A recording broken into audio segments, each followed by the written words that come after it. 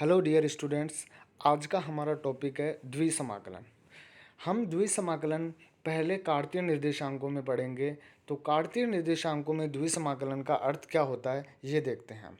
तो देखिए स्टूडेंट्स, सबसे पहले इसकी डेफिनेशन कि माना एक्स वाई एक समतल है और समतल में एक निश्चित क्या लेके चल रहे हैं, क्षेत्र लेके चल रहे हैं कैपिटल ए, उसको कैपिटल ए नाम दे दिया।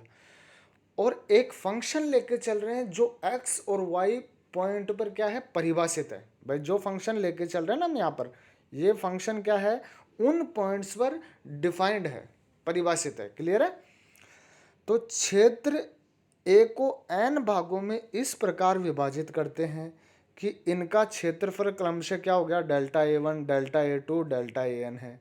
अब हम इन क्षेत्रफलों और उन पॉइंट्स पर परिभाषित फंक्शन, जैसे कि यहाँ पर क्या दे रखा है, F of x1 y1 into delta A1, मतलब डेल्टा A1 तो उस क्षेत्र का क्या हो गया, क्षेत्रफल हो गया, और एफ ऑफ x1 y1 क्या हो गया हमारे पास, एफ x1 और y1 पॉइंट पर परिभाषित function, plus F of x2 and y2 into delta A2 up to कहाँ तक, F of xn yn into delta AN, मतलब xn और yn पॉइंट पर परिभाषित फंक्शन और उस का क्षेत्रफल, इन सभी का योग करें तो ये क्या आएगा भाई, summation i is equal to 1 to n f of x i और डेल्टा आई। अब यहाँ पर देखिए कि इन n भागों को इतना विभाजित कर दें कि n टेंस टू इनफाइनाइट, मतलब इनफाइनाइट टुकड़ों में इसको तोड़ दिया, तो एक पॉइंट ऐसा आएगा कि n इनफाइनाइट हो जाएगा, तो डेल्टा AN क्या हो जाएगा, मतलब डेल्टा AN क्या हो गया, nवे पार्ट का क्षेत्रफल डेल्टा AN वो क्या हो जाएगा, जीरो हो जाएगा। क्योंकि भाई कोई भी वैल्यू को हम अनंत तक तोड़ेंगे तो एक बिंदु उसका ऐसा पॉइंट हो जाएगा फिक्स वैल्यू को कि वो उसके और टुकड़े नहीं हो पाएंगे, तो वो लगभग नगण्य हो गया ना वहाँ पर, तो उसको क्या बोलेंगे, डेल्टा AN किसकी ओर जा रहा है, जीरो की ओर जा रहा है। मतलब limit n tends to infinite summation i is equal to 1 to n f of x i y i delta a i इसके बराबर होगा। मतलब इसको हम क्या बोल सकते हैं कि फलन एफ ऑफ एक्स वाई का ए पर क्या हो रहा है, द्विसमाकलन कहलाता है। द्विसमाकलन कैसे भाई, एक्स और वाई दो पॉइंट्स पर है ना, ये दो पॉइंट्स की बात कर रहे हैं ना, तो कार्टेशियन कितने हो, किस किस कोऑर्डिनेट की बात कर ली, एक्स और वाई की, प्लेन हो गया ये, तो ये क्या कहलाएगा, द्विसमाकलन कहलाएगा, किसका, ए पर एफ ऑफ एक्स वाई का। क्लियर है यहाँ तक। अब देखिए हम द्विसमाकलन के लिए यहाँ पर कुछ कंडीशंस पढ़ते हैं कि देखो सबसे पहले द्विसमाकलन के अंदर जो लिमिट लेंगे, भाई लिमिट दो प्रकार से हो सकती है, या तो दोनों कांस्टेंट हो सकते हैं या फिर एक कांस्टेंट और एक वेरिएबल होगी। दोनों कांस्टेंट है तो हम किसी के रेस्पेक्ट में इंटीग्रेशन करके हम वहाँ से मान निकाल लेंगे, मगर अगर यहाँ पर एक लिमिट वेरिएबल में दे रखी है और एक कांस्टेंट में दे रखी है, तब हम उसका द्विसमाकलन कैसे करेंगे, इस विधि के बारे में हम यहाँ से पढ़ेंगे। देखो यदि वक्र क्या दे रखा है, y is equal to F of 1x and y is equal to F of 2 and x। भाई y तो किसका फंक्शन है, x का फंक्शन है, मतलब ये लिमिट किसकी हो गई, y की लिमिट हो गई, जो किसमें है, वेरिएबल में। वक्र की इक्वेशन हो गई ना ये कर्व की। दूसरी क्या दे रखी है, y is equal to F two x, ये भी कर्व की इक्वेशन है। अब यहाँ पर क्या दे दिया, x is equal to a and x is equal to b, straight line है भाई, कॉन्स्टेंट वैल्यू होगी ना, तो x is equal to a and x is equal to b से घिरे हुए क्षेत्र कैपिटल R का क्षेत्रफल क्या है, a है। तो हमें क्या निकालना है, इसका द्विसमाकलन कैसे करना है, ये देखो भाई। सबसे पहले हम x और y कोऑर्डिनेट की बात कर रहे हैं, तो हमने ये x बना लिया और ये y बना लिया। क्लियर है। अब यहाँ पर देखो x is equal to a and x is equal to b, तो x is equal to a straight line होगी, ये हो गई, x is equal to b यहाँ पर ड्रॉ कर दिया। क्लियर है। फिर हम आते हैं यहाँ पर, देखो वक्र की इक्वेशन क्या दे रखी है, y is equal to F one x, y is equal to F one x, मतलब x के जैसे जैसे वैल्यू रखेंगे y की वैल्यू परिवर्तित होती जाएंगी, तो हमारे पास या तो ऐसे बनेगा, हम कैसे बना सकते हैं इसको, ऐसे बना सकते हैं। क्लियर है। तो आप कैसे भी ले सकते हो, उससे कोई फर्क नहीं पड़ेगा। सिमिलरली यहाँ पर क्या हो गया, y is equal to F two x, मतलब ये y is equal to F two x बना दिया। क्लियर है। अब देखो हम इसको n पार्ट्स में डिवाइड करना है, यही तो है हमारे पास। द्विसमाकलन क्या कहता है, उसको n पार्ट्स में अनंत, n जब इन्फाइनाइट होगा तो डेल्टा ए एन क्या हो जाता है, 0 हो जाता है। तो हमें उसको इन्फाइनाइट पार्ट में क्या करना, डिवाइड करना। तो देखिए यहाँ पर स्ट्रिप काटेंगे। अब आपको ये देखना है, सबसे इम्पोर्टेंट इसमें यही है कि स्ट्रिप्स कैसे काटते हैं। अब देखो यहाँ पर y की लिमिट अगर हमारे पास वेरिएबल में है तो स्ट्रिप्स कैसे कटेंगी, वाई एक्स के पैरेलल।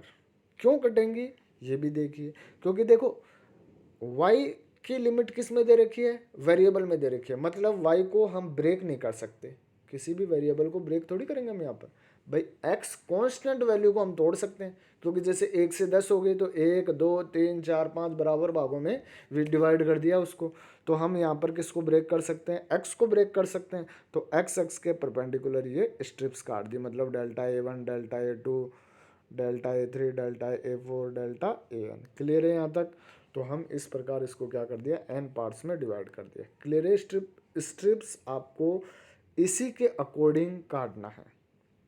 तो y की लिमिट अगर वेरिएबल में है तो y एक्स के पैरेलल, कहने का मतलब क्या है, x अक्ष के लंबवत स्ट्रिप्स काटनी है। क्लियर है।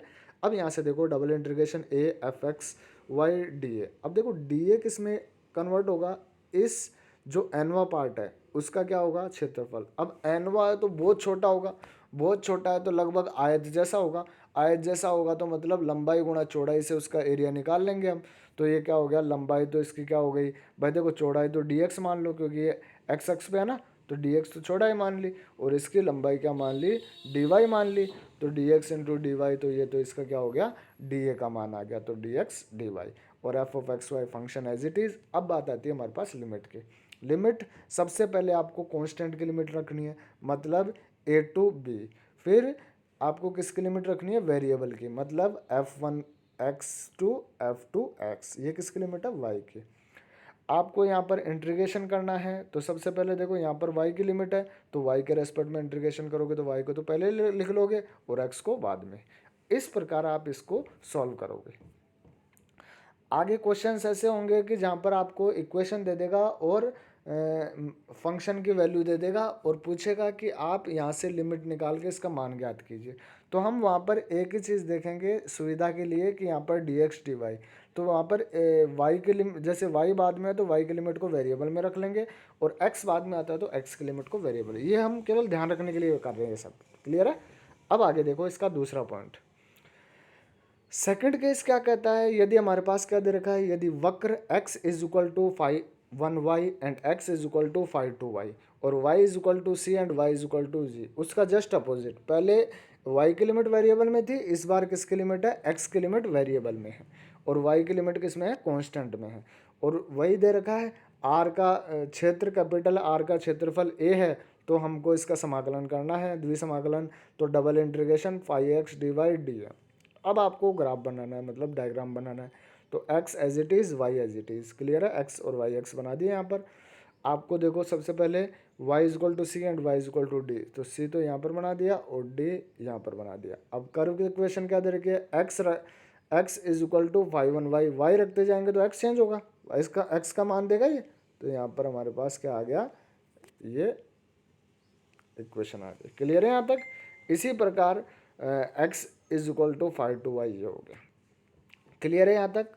अब नेक्स्ट देखो हमारे पास, इसकी लिमिट पुट कर दो, तो y इज इक्वल टू कहाँ तक, c से d तक, और 1y to 2y and 5xy किसके बराबर होगा, dy एंड dx। क्लियर है। पहले dx dy था, इस बार dy dx उल्टा लिख दिया। क्लियर है।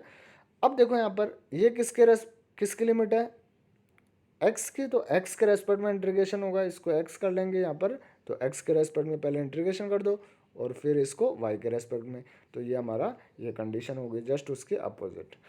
अब हम इसके कुछ क्वेश्चंस देखते हैं। देखिए यहाँ पर जैसा फर्स्ट क्वेश्चन दे रखा हमारे पास, उस धनात्मक पाद में जिसके लिए x प्लस वाई किससे छोटा है, लेस देन 1, मतलब पॉजिटिव पार्ट की बात कर रहा है ये। तो double integration x y d x d y का मान ज्ञात कीजिए, हमें इसका मान निकालना है। तो देखिए x plus y is equal to 1, जैसे लेस देन इक्वल दे रखा है तो उसको ग्रेटर देन या लेस देन, तो उसको बराबर रख लो।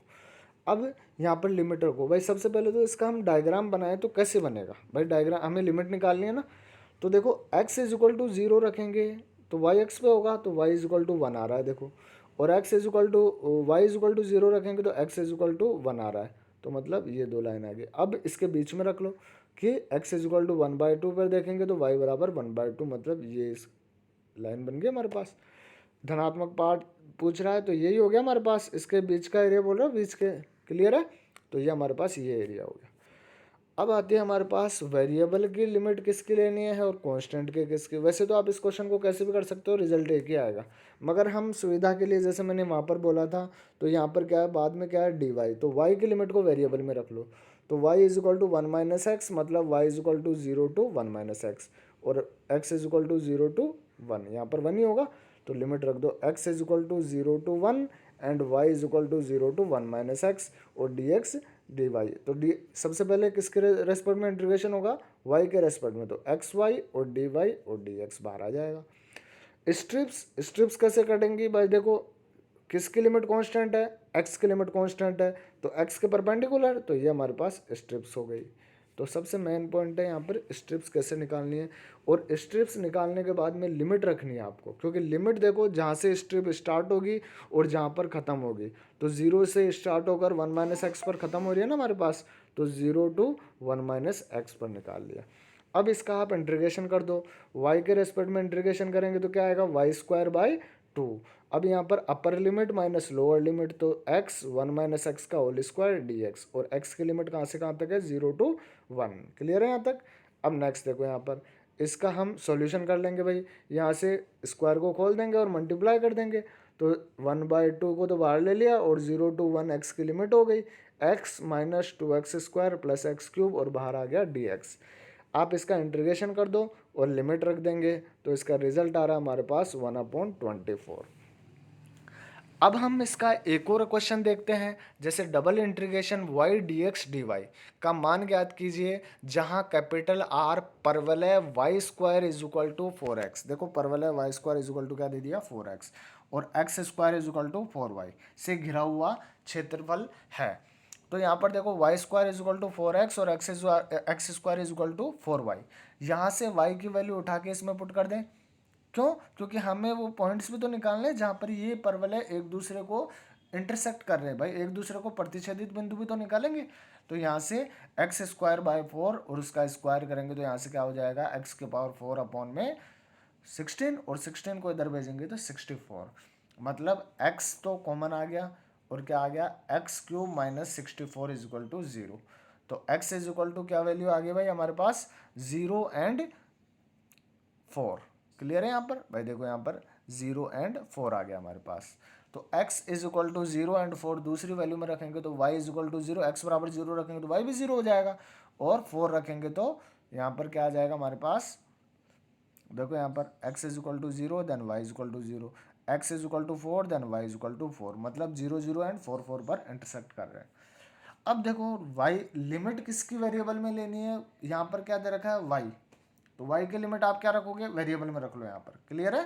तो देखो डायग्राम बनाएंगे तो यहाँ से x² is equal to 4y तो ऊपर की ओर बनेगा, क्लियर है यहाँ पर। तो ये हमारे पास x² is equal to 4y and y² is equal to 4x हमारे पास ये परवलय हो गया। अब यहाँ पर ये 0 0 हो गया, ये 4 4 हो गया, ये तो हमारे पास 4 4 हो गया और ये 0 0 हो गया। y की लिमिट जैसा मैंने बताया था वेरिएबल, तो यहाँ से स्टार्ट हो रही है इस परवलय से और ऊपर वाले परवलय पर खत्म हो रही है, क्योंकि y की लिमिट आपको किस में लेनी है वेरिएबल में, क्योंकि y बाद में दे रखा है ना हमारे पास, तो y is equal to x में होगा, तो x की लिमिट कांस्टेंट है तो x एक्स के परपेंडिकुलर, क्लियर है। तो यहाँ से हमारे पास x एक्स के परपेंडिकुलर, तो ये स्ट्रिप काट दी। तो देखो यहाँ से स्टार्ट होकर ऊपर की ओर जा रहा है, तो यहाँ से y की लिमिट क्या आ जाएगी x²/4 से लेकर 2√x, तो x²/4 से लेकर 2√x, और constant limit 0 to 4 and y dy dx। यहाँ से हम इसका इंटीग्रेशन कर देंगे, पहले किसके रेस्पेक्ट में करेंगे y के रेस्पेक्ट में, तो y²/2, 2 को बाहर ले लेंगे और लिमिट रख देंगे upper limit minus lower limit, तो 2√x रखेंगे तो 4x हो जाएगा, और x²/4 रखेंगे तो x⁴/16 और बाहर आ जाएगा dx। अब हम क्या करेंगे इसका इंटीग्रेशन कर देंगे, तो जैसे इसका इंटीग्रेशन करेंगे तो क्या आएगा भाई, देखो 1/2 तो बाहर आ गया, तो x का क्या होगा x²/2, 2 से 2 कैंसिल हो गया, और यहाँ पर एक्स की पावर 4 का एक्स की पावर 5/5 और 16 5 जा 80 और 0 to 4 इसके लिमिट रख देंगे, तो हमारा रिजल्ट आ गया 48/5। क्लियर है यहाँ तक? तो हमारे पास ये आज का टॉपिक यहाँ पर हमारा खत्म होता है।